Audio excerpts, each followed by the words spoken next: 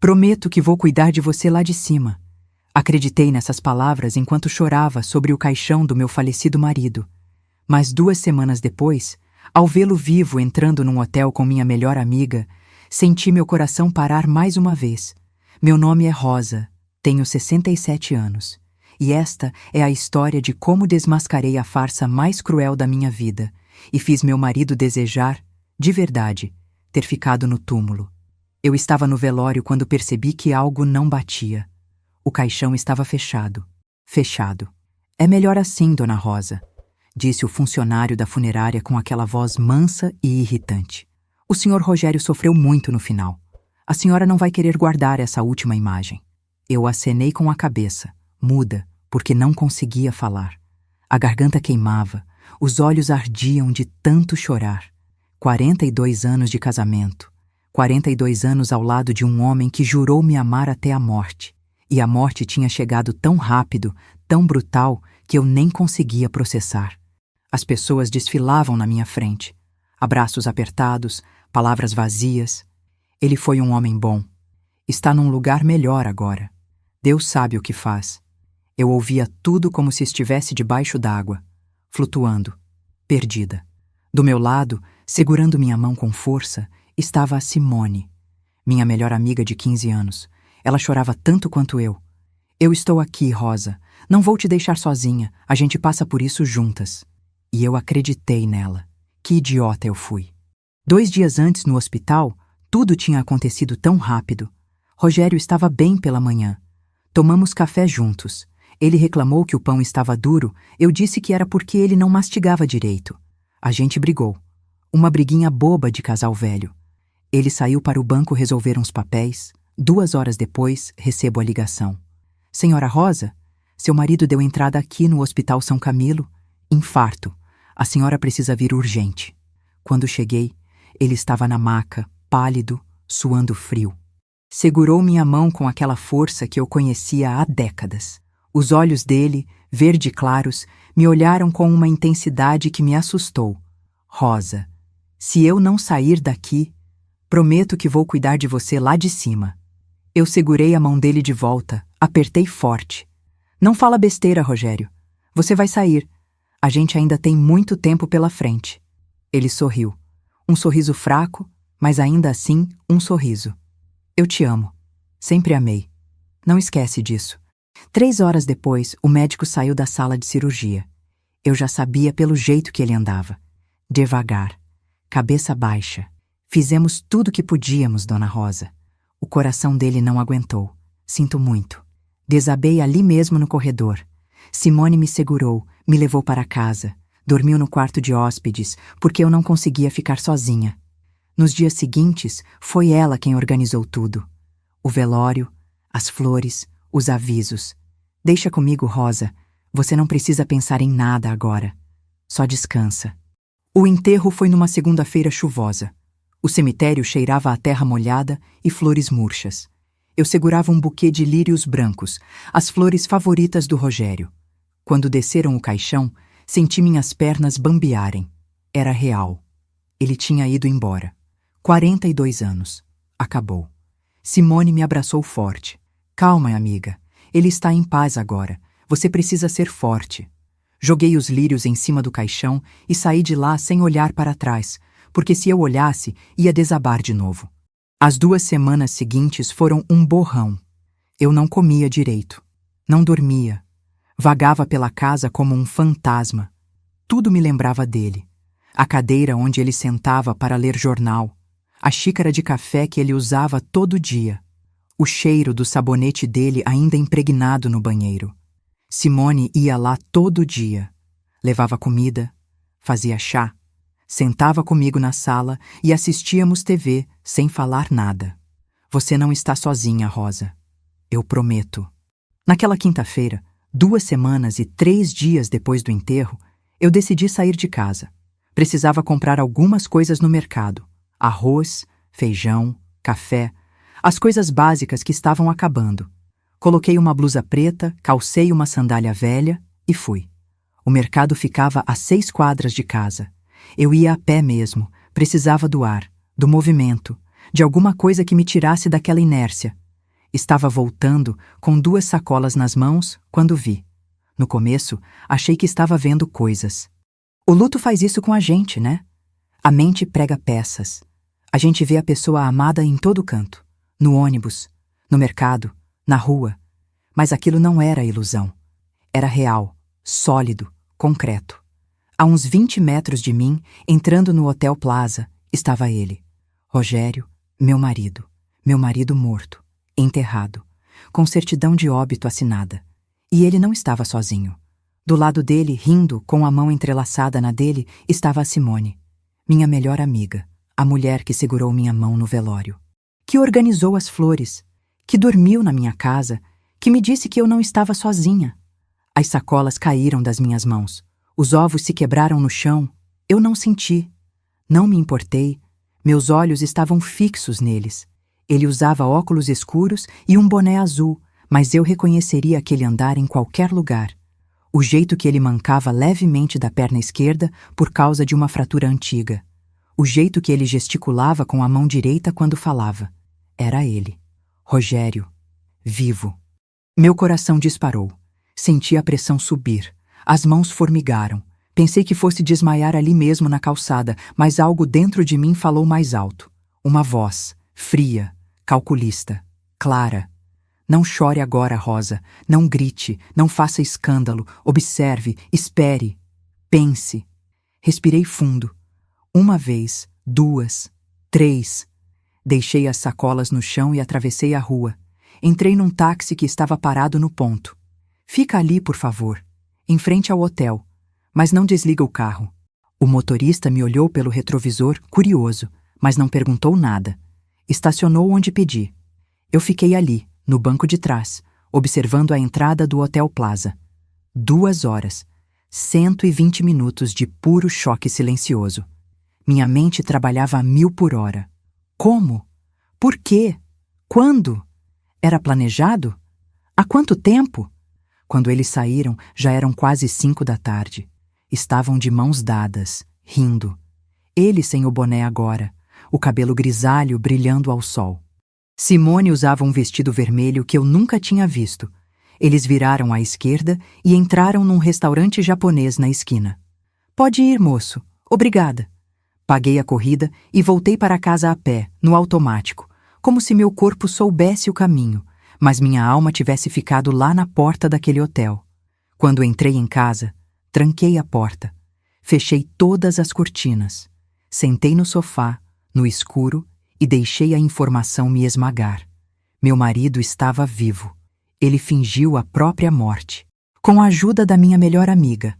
Me enganaram. Me fizeram sofrer. Me fizeram chorar em cima de um caixão vazio, enquanto eles... O quê? Planejavam uma vida nova? Com o meu dinheiro? Com a minha dor? Não chorei. Sabe quando a dor é tão grande que ela vira outra coisa? Virou gelo. Virou clareza. Virou foco. Eu não ia desabar. Não dessa vez. Fiquei ali sentada, até o sol nascer no escuro pensando, calculando, planejando. E então, levantei. Fui até o escritório dele. Liguei o computador. A senha era minha data de nascimento. 1608. Que ironia amarga. E foi ali, naquela tela azulada e fria, que minha vida desabou de verdade. E se eu te dissesse que a traição foi pior do que você imagina? Que o plano era milimetricamente calculado? Que eu era apenas uma peça descartável? Fica aí. Porque o que vem agora vai te deixar sem chão, assim como me deixou. Mas me diz uma coisa. Se você visse seu marido morto entrando num hotel com sua melhor amiga, o que você faria? Deixa nos comentários. Porque o que eu fiz, vocês não vão acreditar. Abri a caixa de e-mails dele. Tinha uma pasta chamada Rascunhos. Cliquei. E ali estava tudo. Absolutamente tudo.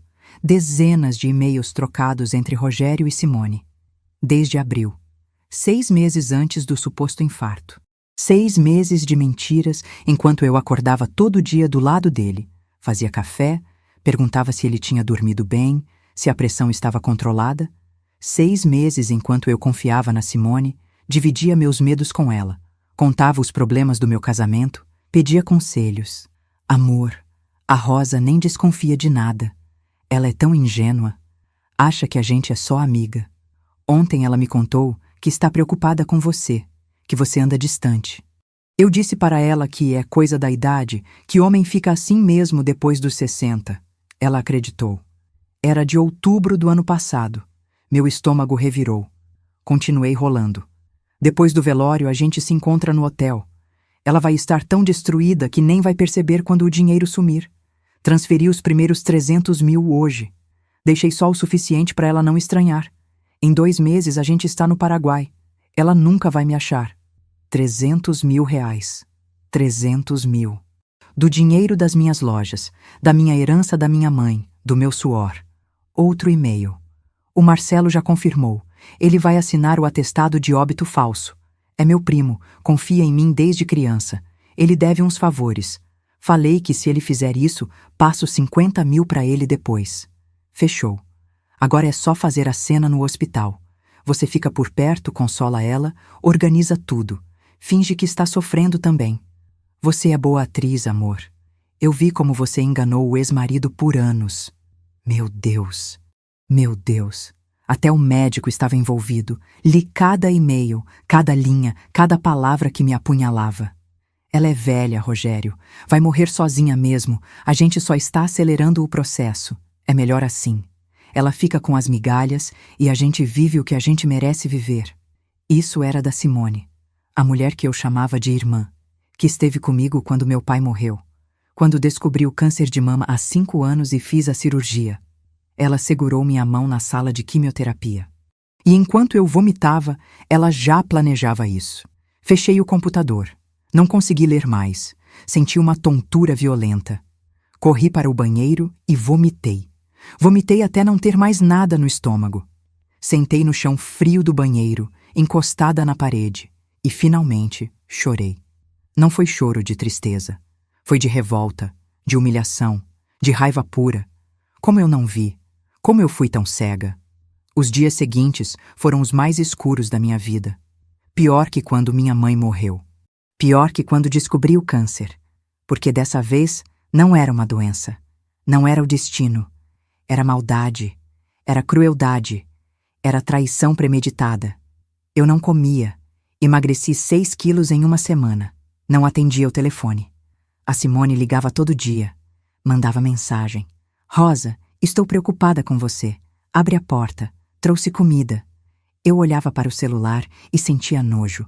Uma noite, deitada na cama vazia, olhando para o teto, pensei em desistir. Desistir de tudo. Tomar os remédios que sobraram da quimioterapia e acabar com aquela dor. Mas então, lembrei da minha mãe. Ela criou 3 filhos sozinha depois que meu pai foi embora. Trabalhou de faxineira, de cozinheira, de costureira. Até conseguir abrir a primeira loja de tecidos. Ela construiu tudo do zero. E me deixou esse legado, essas lojas, esse dinheiro. Ela não criou uma filha fraca. Ela criou uma guerreira. Levantei da cama. Tomei banho. Me vesti. Preparei um café forte. Sentei na cozinha e comecei a planejar. Se eles acharam que eu era boba, iam ter uma surpresa. Eu ia provar que a velha ainda tinha dentes e que mordia fundo.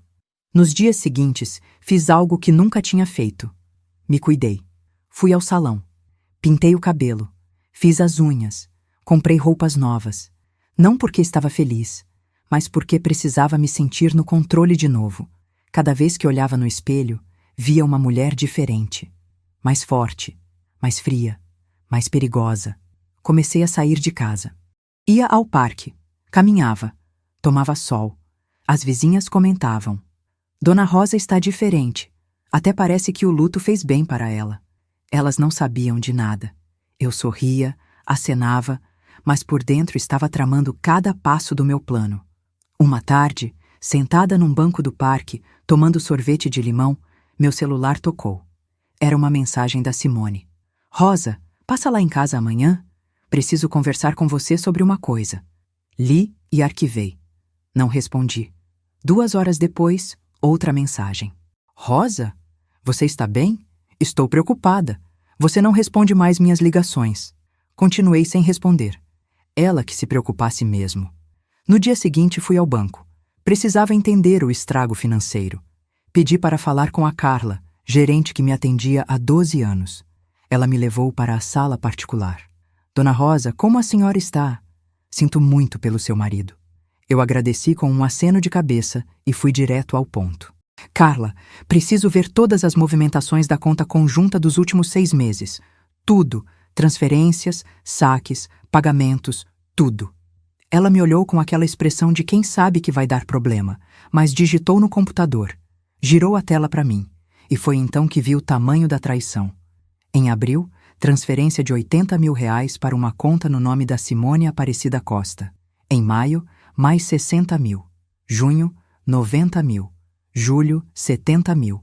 Agosto, mais 80 mil. No total, R$380 mil. Do nosso dinheiro, do meu dinheiro, das minhas lojas, da minha herança. Ele foi sangrando a conta aos poucos para eu não perceber de imediato. Carla, essa conta da Simone... Você tem os dados? Ela hesitou. Dona Rosa, eu não posso... Eu me inclinei para a frente. Olhei nos olhos dela. Carla, meu marido fingiu a própria morte para me roubar. Eu preciso desses dados. Pelo amor de Deus. Ela suspirou. Anotou num papel. Banco, agência, número da conta. Me entregou escondido. Se alguém perguntar, eu não dei isso para a senhora. Saí do banco com aquele papel na bolsa e o coração acelerado. Agora eu tinha provas. Movimentações bancárias, e-mails. Mas ainda faltava algo. Precisava de mais. Precisava de algo irrefutável. Algo que os colocasse na cadeia. E então me lembrei. O atestado de óbito. O doutor Marcelo, primo do Rogério, médico no São Camilo. Fui para casa e liguei para o doutor Augusto, advogado da família há 20 anos. Contei tudo. Cada detalhe. Os e-mails, o dinheiro, a Simone, o hotel. Ele ficou em silêncio do outro lado da linha por longos segundos. Rosa, isso é gravíssimo. Falsidade ideológica, apropriação indébita, estelionato. Se o que você está dizendo é verdade, ele e essa Simone vão responder criminalmente. E o médico também. É verdade, doutor Augusto. Eu vi com meus próprios olhos. Ele está vivo. Marcamos para o dia seguinte. Levei tudo. Os prints dos e-mails, os extratos bancários, fotos que tinha tirado do Rogério na rua com o celular. O doutor Augusto analisou tudo com a meticulosidade de quem trabalha com isso há décadas. Isso aqui é suficiente para começar. Mas a gente precisa de mais provas visuais. Vídeos, gravações, registros do hotel. E como a gente consegue isso? Ele sorriu. Um sorriso cansado, mas confiante. Deixa comigo. Ele me apresentou a um investigador particular. Um homem baixo, de uns 50 anos, chamado Paulo. Ele tinha a cara de quem já tinha visto de tudo nessa vida. Dona Rosa, a senhora me dá o endereço do hotel e os horários que eles costumam aparecer. Em 3 dias eu tenho tudo que a senhora precisa. Passei as informações. Paulo cobrou R$5 mil adiantados. Paguei sem pestanejar. 3 dias depois, ele voltou com um pendrive cheio de material. Vídeos da câmera de segurança do hotel. Rogério e Simone entrando juntos, saindo juntos. Beijando no elevador, almoçando no restaurante.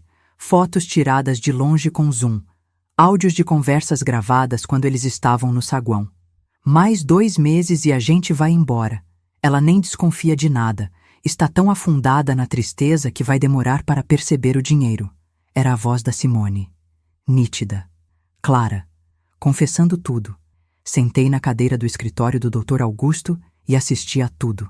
Cada vídeo, cada foto, cada áudio. E algo dentro de mim morreu de vez naquele dia.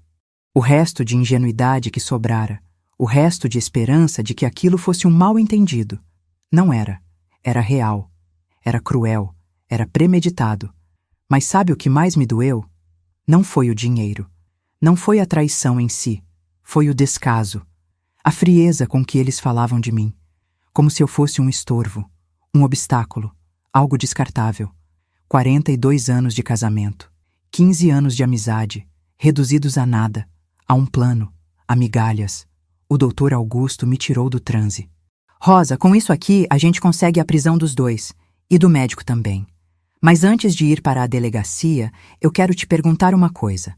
Você quer só a justiça da lei ou você quer a sua própria justiça também? Olhei para ele. Pela primeira vez em semanas, sorri. Um sorriso gelado, perigoso. Eu quero as duas. O plano estava claro na minha cabeça. Eu não ia apenas denunciar. Eu ia destruir. Mas precisava ser inteligente, calculada, fria, como eles foram comigo. Na manhã seguinte, acordei com um único objetivo: reunir cada migalha de evidência que pudesse enterrar aqueles dois de vez. O Dr. Augusto tinha me orientado. Rosa, quanto mais provas, menor a chance de eles escaparem. A gente precisa de um caso blindado. Comecei pelo óbvio. O atestado de óbito. Fui até o cartório onde tinha sido registrada a morte do Rogério. Pedi uma cópia autenticada. A atendente me olhou com pena. Sinto muito pela sua perda, Dona Rosa. Eu agradeci com um sorriso triste e falso. Peguei o documento e saí. Em casa, comparei a assinatura do médico com outras assinaturas que encontrei em receitas antigas que o Rogério tinha do Dr. Marcelo. Eram idênticas. Ele realmente tinha assinado aquela farsa. Liguei para o Dr. Augusto. Eu tenho o atestado. Quero que você entre em contato com o Conselho Regional de Medicina. Esse médico precisa perder o registro. Calma, Rosa. Tudo no tempo certo. Primeiro a gente garante a prisão. Depois a gente destrói a carreira dele. Enquanto isso, mantive distância da Simone. Ela continuava me ligando, mandando mensagens. Rosa, por favor, atende. Estou preocupada. Você sumiu. Toda vez que o celular tocava e o nome dela aparecia, eu sentia um ódio que queimava, mas me controlava. Não podia deixar ela desconfiar de nada. Então, depois de uma semana inteira sem responder, mandei uma mensagem curta. Desculpa, Simone. Estou precisando de um tempo sozinha. BJS. Ela respondeu na hora. Entendo, amiga. Quando precisar, estou aqui. Hipócrita, maldita, falsa. Mas havia algo que ainda me incomodava. Eu precisava saber mais. Precisava entender a profundidade da traição. Será que havia mais gente envolvida? Será que eles tinham cúmplices além do médico? Foi então que tive uma ideia. Liguei para a dona Marta, vizinha do Rogério na infância, que ainda morava no mesmo bairro antigo. Ela conhecia toda a família dele. Dona Marta, a senhora sabe onde eu encontro o Marcelo? Aquele primo do Rogério que é médico? Ela deu o endereço da clínica. Mas por que você quer falar com ele, filha? Pensei que você estivesse de luto. Só preciso tirar umas dúvidas sobre os últimos exames do Rogério. Nada demais. Ela acreditou. No dia seguinte, me vesti formalmente. Calcei um sapato fechado, peguei uma bolsa preta, coloquei óculos escuros, fui até a clínica do Dr. Marcelo. Era um consultório pequeno, num prédio velho na Zona Leste. A recepcionista me atendeu. A senhora tem horário marcado? Não, mas é rápido. Preciso falar com o doutor sobre o atestado de óbito do meu marido, Rogério Silva Santos. Ele assinou. A moça ficou sem graça. Ah, a senhora é a viúva. Sinto muito. Vou ver se ele pode te atender. 5 minutos depois, o Dr. Marcelo apareceu. Ele era alto, magro, tinha olheiras profundas. Parecia cansado ou culpado. Dona Rosa, por favor, entre. Me levou até a sala. Fechou a porta. Sentei na cadeira em frente à mesa dele. Tirei os óculos. Olhei bem nos olhos dele. Doutor, eu sei de tudo. Ele engoliu seco. Como assim? Eu sei que o atestado é falso. Sei que você é primo do Rogério. Sei que ele te pagou 50 mil reais para assinar aquele papel. E sei que meu marido está vivo. O rosto dele ficou branco. As mãos tremeram. Dona Rosa, eu não mente para mim. Eu tenho provas, e-mails, transferências, vídeos, tudo. Ele se levantou, nervoso, começou a andar de um lado para o outro. Ele me pressionou. Disse que era por uma boa causa, que era para proteger você de um problema financeiro. Eu não sabia que... Não sabia? Você assinou um atestado de óbito falso. Você é médico. Fez um juramento. Minha voz subiu sem eu perceber. Ele se encolheu. Eu preciso desse dinheiro, Dona Rosa. Estou com dívidas.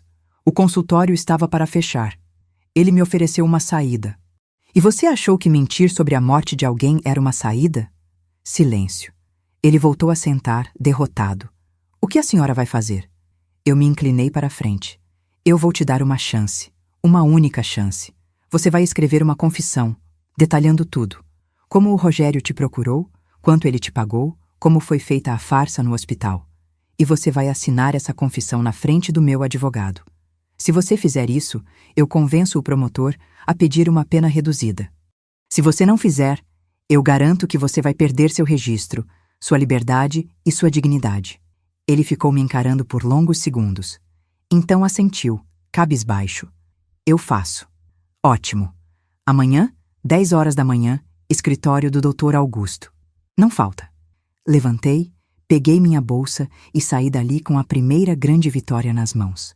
No dia seguinte, às 10 em ponto, o Dr. Marcelo apareceu no escritório. Trazia uma folha manuscrita. A confissão. Ele leu em voz alta, tremendo. Contou tudo.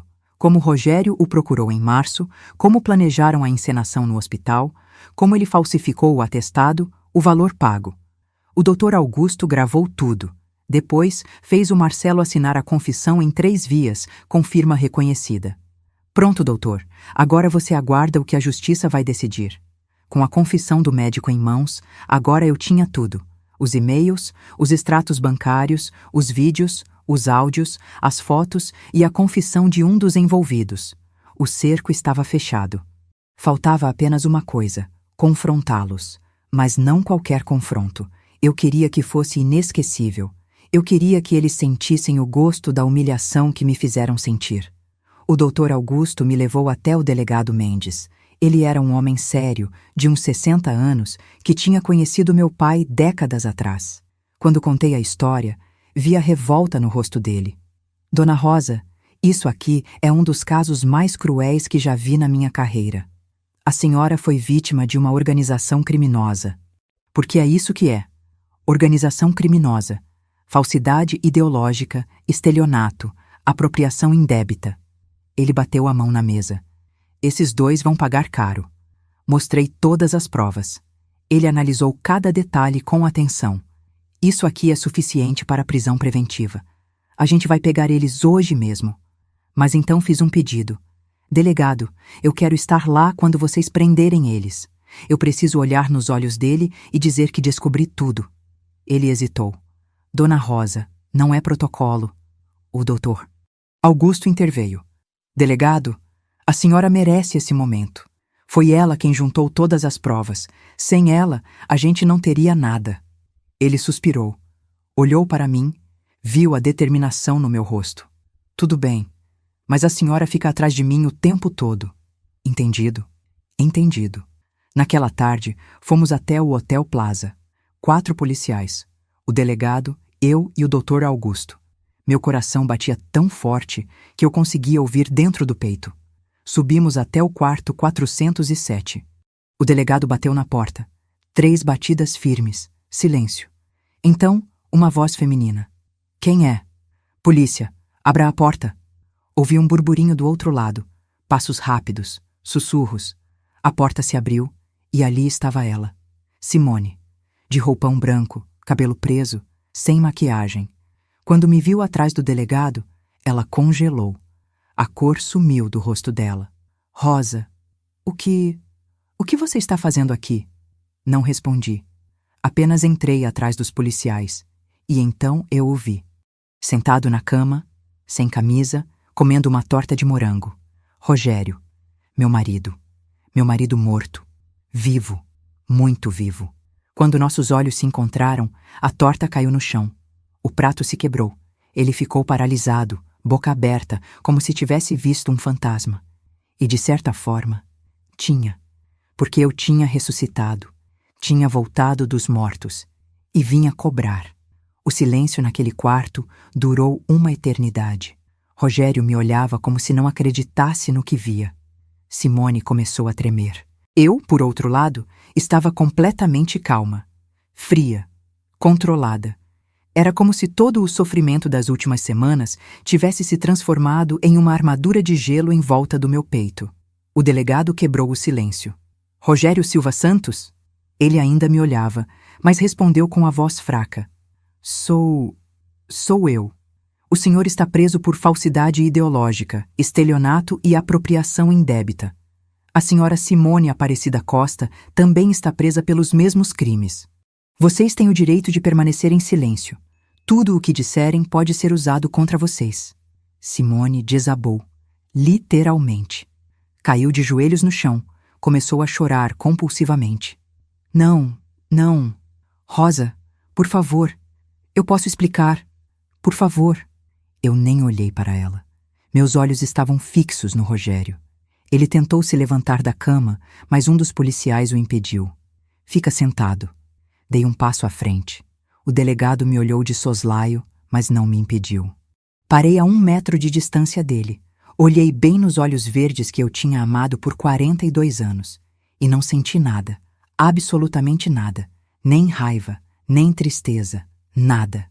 Rosa, eu posso explicar. A voz dele saiu trêmula, quase inaudível. Explicar? Minha voz saiu baixa, mas firme. Você vai explicar como fingiu um infarto? Como me fez chorar em cima de um caixão vazio? Como roubou 380 mil reais da nossa conta? Como planejou isso por 6 meses enquanto eu fazia café para você toda manhã? Ele abriu a boca, mas nada saiu. Você vai explicar como convenceu minha melhor amiga a me trair?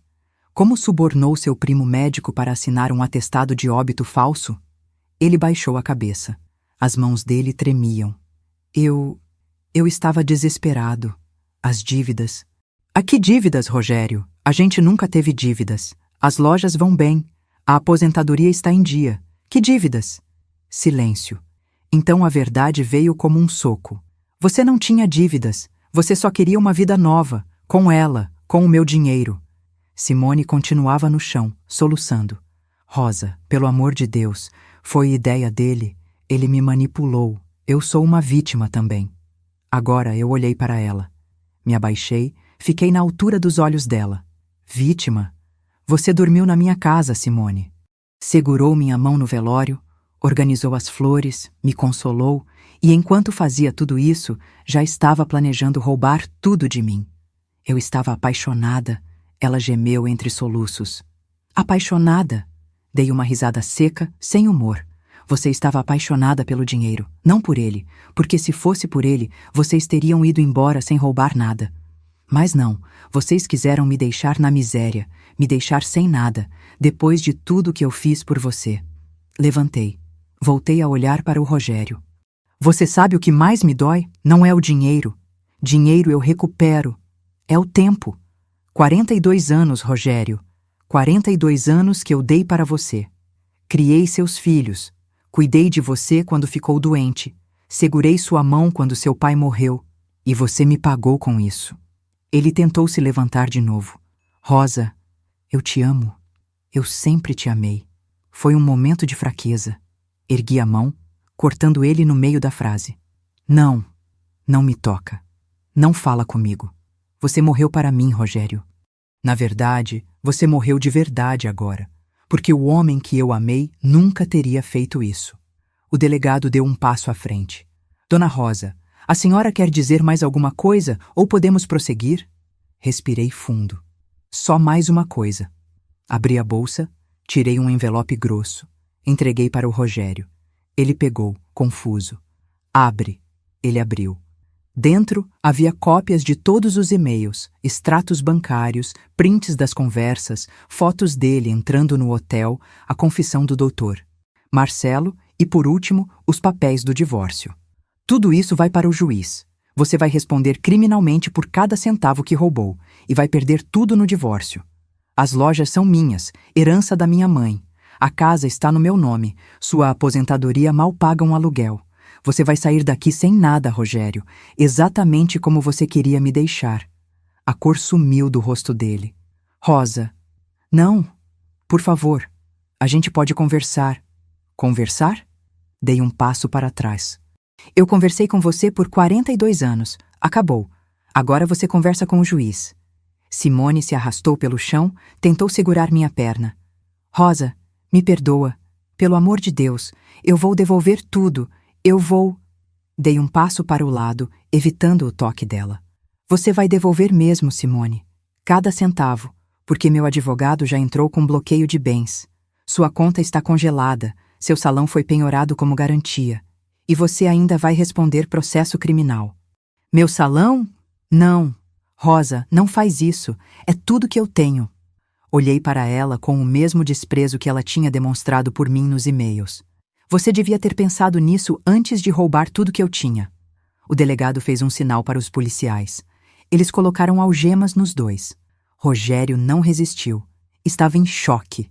Simone gritava, chorava, implorava. Rosa, por favor, pensa nos anos de amizade, pensa em tudo que a gente passou junto. Parei na porta. Virei para trás uma última vez. Eu pensei, por isso que dói tanto. Porque eu realmente acreditei que você era minha amiga. Mas amiga não faz o que você fez. Amiga não cospe na mão que ajudou. Saímos do quarto. Eles foram levados algemados pelo corredor. Hóspedes olhavam assustados. Alguém tirou foto.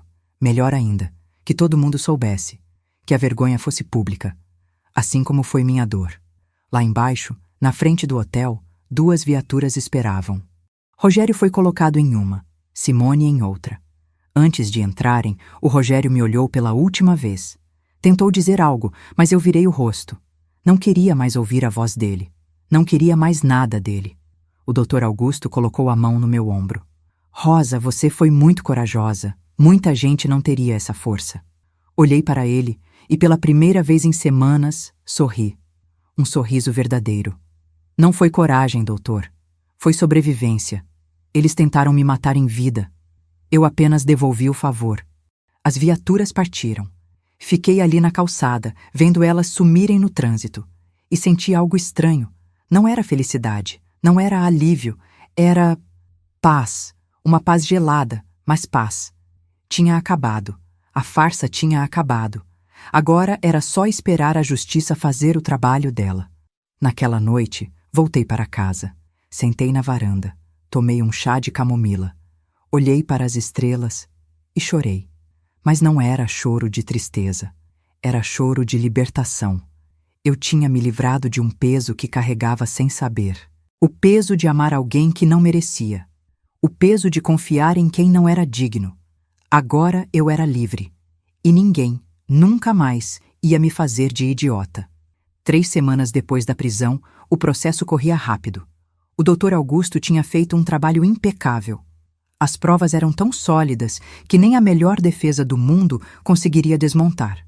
Rogério e Simone foram indiciados por estelionato, falsidade ideológica, apropriação indébita e formação de quadrilha. O doutor. Marcelo também respondia a processo, mas como tinha colaborado com a justiça, conseguiu um acordo de delação premiada. Perdeu o registro médico por 5 anos e pegou pena alternativa com serviços comunitários. Quanto ao Rogério e a Simone, a realidade foi mais dura. A juíza, doutora Fernanda Cristina, uma mulher de uns 50 anos, conhecida por ser rígida em casos de crimes contra idosos e vulneráveis, não teve piedade. Na audiência de custódia, ela olhou para os dois e disse algo que ficou marcado na minha memória. Vocês não apenas roubaram dinheiro, vocês roubaram a dignidade de uma mulher que trabalhou a vida inteira. Isso é imperdoável. Rogério pegou 4 anos em regime semiaberto. Simone, 3 anos e 6 meses. Ambos teriam que devolver todo o dinheiro roubado com correção monetária e juros.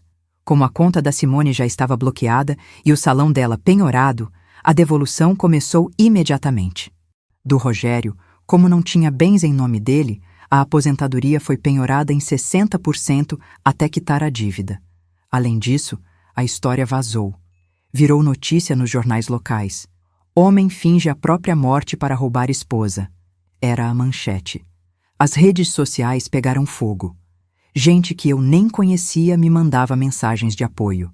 Vizinhos que mal falavam comigo antes agora me cumprimentavam na rua com admiração. Dona Rosa, a senhora é um exemplo de força. Mas teve um momento, 2 semanas depois da sentença, que me marcou profundamente. Eu estava em casa quando a campainha tocou. Abri a porta e lá estava o meu filho, Rodrigo. Ele morava em Campinas, era engenheiro, tinha 38 anos. Estava vermelho, suado, como se tivesse corrido. Mãe, Eu soube de tudo. Por que você não me contou antes? Deixei ele entrar. Sentamos na sala, e então contei tudo de novo, desde o começo. Ele chorou. Meu filho, um homem adulto, chorou na minha frente. Eu não acredito que o pai fez isso com você. Não acredito. Segurei a mão dele. Acredita, filho. Acredita porque aconteceu. Mas acabou. Agora é vida nova. Ele ficou alguns dias comigo. Me ajudou a arrumar papéis, a organizar as lojas, a processar tudo. Na véspera dele voltar para Campinas, a gente estava tomando café quando ele perguntou: Mãe, o pai tentou falar com você? Balancei a cabeça. Tentou. Mandou carta da cadeia. Eu nem abri. Devolvi. E você... Você sente falta dele? Pensei bem antes de responder. Eu sinto falta do homem que eu achei que ele era. Mas esse homem nunca existiu. Então não, filho. Não sinto falta. Os meses passaram. Vendi uma das lojas. Não porque precisava, mas porque queria simplificar minha vida. Queria menos trabalho, menos preocupação. Com o dinheiro da venda, fiz algo que sempre sonhei. Viajei. Fui para Portugal. Passei um mês em Lisboa, caminhando pelas ruas de pedra, tomando vinho verde, comendo pastéis de nata. Conheci gente nova, outras brasileiras que, como eu, tinham recomeçado depois dos 60. Uma delas, a Luciana, tinha uma história parecida com a minha. Marido que sumiu com tudo, deixou ela na miséria. Mas ela reconstruiu. Abriu uma pousada no Algarve. Rosa, a vida não acaba aos 60. Ela recomeça. A gente tem tempo, tem saúde, tem história. A gente só precisa de coragem. E ela tinha razão.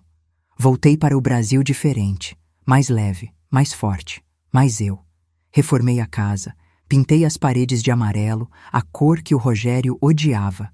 Comprei plantas novas, adotei um cachorro, um vira-lata chamado Fubá, que encontrei na rua. Ele me faz companhia, me faz rir, me faz sentir necessária. E a Simone? Ela tentou falar comigo algumas vezes. Mandou carta da cadeia pedindo perdão. Ligou do telefone público da penitenciária. Eu nunca atendi. Não porque sou rancorosa, mas porque não há nada mais a dizer. O perdão é para quem merece. E ela não merece. O Rogério também tentou. Mais de uma vez. Cartas longas, emocionadas, pedindo uma chance. Dizendo que estava arrependido, que tinha sido um idiota, que me amava. Rasguei todas sem ler até o fim. Não por raiva, mas por indiferença. Ele deixou de importar. E essa é a maior vingança, a indiferença. Um dia, 6 meses depois da prisão, estava sentada na varanda tomando café quando meu celular tocou. Era um número desconhecido. Atendi. Alô? Mãe, sou eu, o pai. Fiquei em silêncio. Ele continuou, voz embargada. Mãe, eu sei que não tenho direito de te ligar, mas eu preciso falar com você. Preciso te pedir perdão. Respirei fundo. Rogério, não tenho que perdoar, porque para perdoar eu precisaria sentir algo. E eu não sinto nada. Você matou qualquer sentimento que eu tinha por você naquele velório falso. Então não, eu não te perdoo, mas também não te odeio. Você simplesmente não existe mais para mim. Mas a gente pode tentar de novo. Quando eu sair daqui, a gente pode. Interrompi. Não, não pode. Não existe mais a gente. Existe você, que vai ter que viver com as escolhas que fez. E existe eu, que finalmente aprendi a viver sem você. E sabe de uma coisa? Eu vivo melhor. Desliguei. Bloqueei o número. E voltei a tomar meu café em paz. Hoje, 1 ano depois daquele velório falso, eu estou em outro lugar, física e emocionalmente.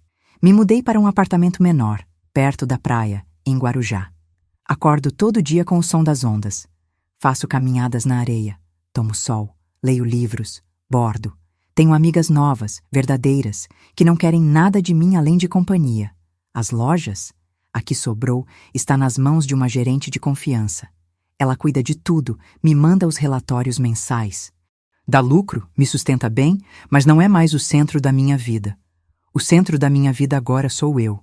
Tem gente que me pergunta se eu ficaria com alguém de novo, se me abriria para um novo relacionamento. E eu respondo, talvez, mas não por necessidade, não por medo de ficar sozinha, mas por escolha. Se aparecer alguém que agregue, que some, que me faça rir. Se não aparecer, tudo bem também. Porque eu aprendi que estar sozinha não é solidão. Solidão é estar ao lado de alguém que te trai, te mente, te usa. E sabe o que eu digo para toda mulher que passa por algo parecido? Que escuta do marido ou dos filhos que ela não vale nada? Que é velha demais, cansada demais, inútil demais? Eu digo, não acredita. Você vale. Você sempre valeu. E se eles não enxergam isso, o problema é deles, não seu. Dignidade não se negocia, não se vende, não se doa. Ou você tem, ou você reconquista. E eu reconquistei a minha. Tijolo por tijolo. Lágrima por lágrima. Processo por processo. E agora, ninguém, nunca mais, vai tirar isso de mim. Então, se você está passando por algo parecido, se está sendo humilhada, roubada, desrespeitada, escuta o que eu tenho a te dizer. Levanta, levanta, sacode a poeira e vai à luta. Porque a justiça existe, a lei existe e você merece. Eu sou Rosa, tenho 68 anos. Fui casada por 42 anos com um homem que fingiu a própria morte para me roubar. Fui traída pela minha melhor amiga. Fui humilhada, fui destruída, mas eu sobrevivi. E não só sobrevivi, eu venci. E você também vai vencer. Se essa história te emocionou, te fez refletir ou te deu forças para enfrentar seus próprios desafios, deixa seu comentário aqui embaixo.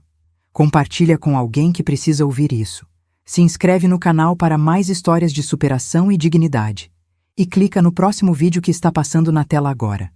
Porque tem muitas outras histórias de mulheres fortes esperando por você. Um abraço e até a próxima.